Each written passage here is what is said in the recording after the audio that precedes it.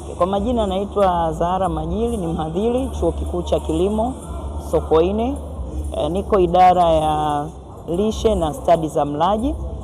Kwa siku ya leo niko katika kitengo cha ushonaji na bidhaa za ngozi, ambacho ni kitengo kiko katika idara hii ambayo ni ya lishe na stadi za mlaji.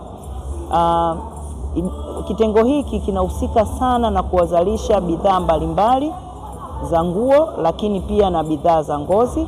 Lakini pia kitengo hiki kinahusika na kutoa elimu inayohusiana na namna sahihi za uvaaji wa nguo kulingana na umbo la mhusika, kitu gani kifanyike, kitu gani kisifanyike, lakini pia ni namna gani tunaweza tukapangilia nguo zetu.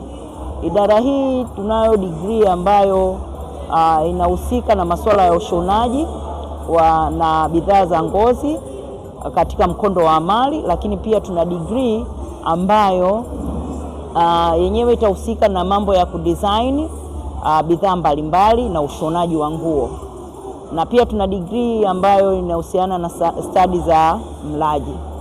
Katika maonyesho haya tumeleta bidhaa mpya kwa mwaka huu, na bidhaa yetu mpya ni namna ya kuzalisha nyuzi za kutengenezea kitambaa au kutengenezea bidhaa mbalimbali za ndani kwa kutumia mmea wa nanasi. Kutumia yale majani yake ya nanasi, unaweza ukapata nyuzi ukatengenezea table mats ambazo unaweza ukaziweka mezani kuzuia sahani yako, lakini unaweza ukatengeneza mikanda, unaweza ukatengeneza nguo na bidhaa nyingine nyingi tu.